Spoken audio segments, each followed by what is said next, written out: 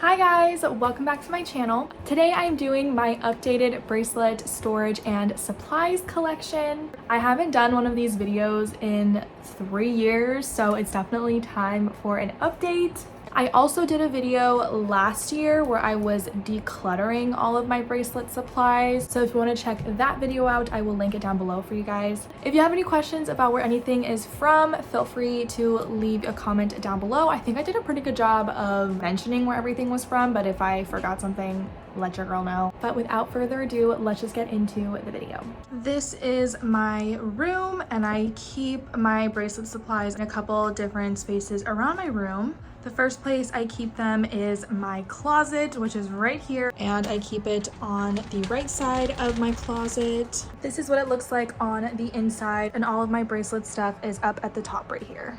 So right here I have this little box which I use to store all of my scrap thread. This is just extra pieces of thread that I cut off from finished bracelets that are still long enough to be used in another bracelet. Under my scrap thread box I have this woven box, and I use this to store most of my made bracelets. I have a couple different places where I store my finished bracelets, but this is the one that I'm currently using. So anything that is current that I made is in this little bin. And next to those two things, I have these two big white bins. I got these from Marshall's. And these bins store most of my thread that I use whenever I make a bracelet. So this top one is full with a bunch of smaller boxes. And these boxes are actually Birchbox boxes. I used to have a Birchbox subscription. You can see how old this box is. It's from 2017. And each box corresponds to a different color of thread, and I do have it in rainbow order. And I tried to also correspond the color of the box to the color of the thread that's inside of it. So this box is all of my red thread, and then we have orange, yellow, green, blue, purple, and then this one is pink.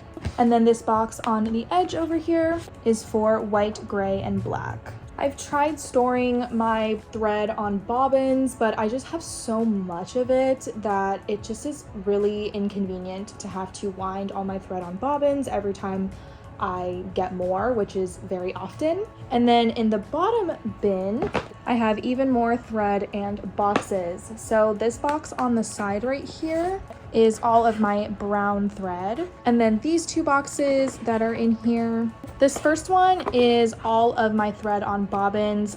Like I said, I used to have my thread on bobbins, but I don't anymore. But this is kind of the remnants of my bobbin era. And then this box doesn't really have anything in it. I bought these skeins of thread. These were like custom colors. I was gonna make this big wall hanging and I just never got around to doing it, so these are kind of just here.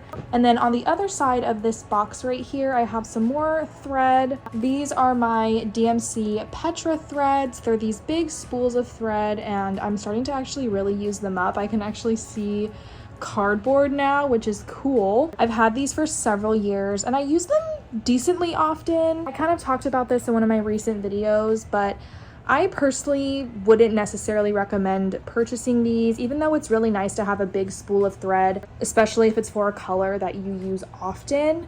But the texture of this thread is just different than regular embroidery floss. When you use threads to make a bracelet and you use a variety of threads that are all different textures, it can really decrease the quality of the bracelet, if that makes sense. It just doesn't really look as good. But I have blue, pink, and purple in these. Also have a spool of white, and then these little bundles of threads are actually my sparkly threads. I purchased these on an Etsy shop, which I will link down below. They do ship from Ukraine, so oftentimes the shipping costs more than the actual yarn itself. And these are the colors I have: white, purple, blue, black, and gray.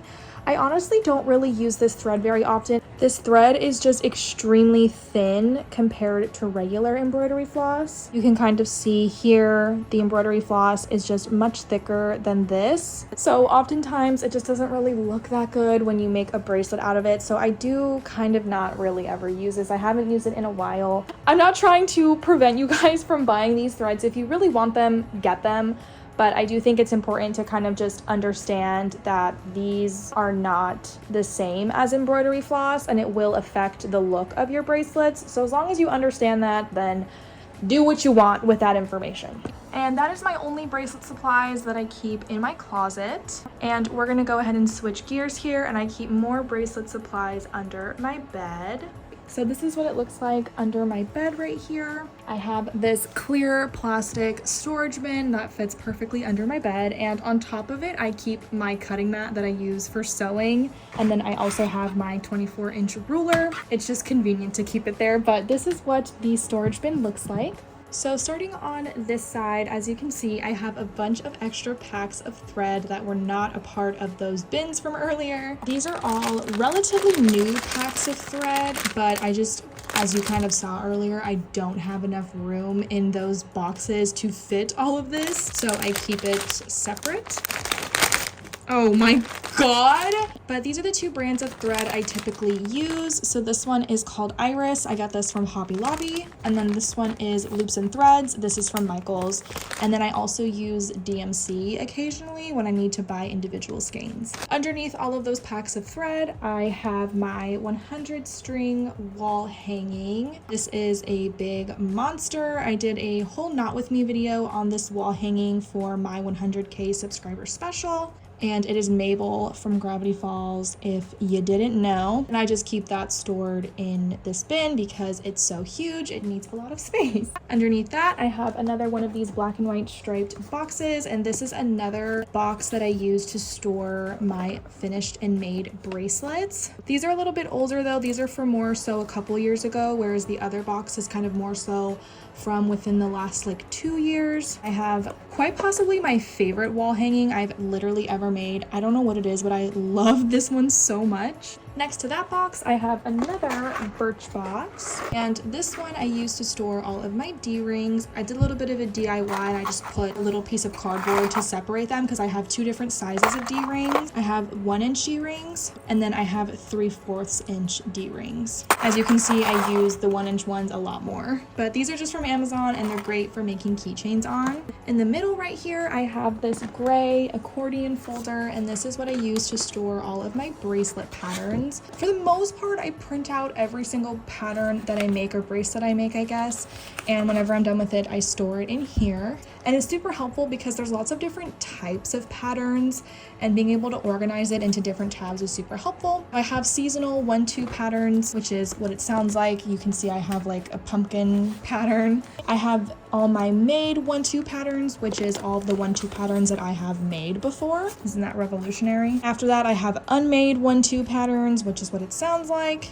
And then I have made alphas, which is by far my thickest divider. Can you tell which one is my made alphas? Yeah, it's right here. And then after that is unmade alphas. And then I have my Disney alphas, which is also what it sounds like. Moving to the other end of this bin, this Vans box is my third and final box that I use to store all of my made bracelets. And these ones, for the most part, are like my really, really, really old ones, except for like these.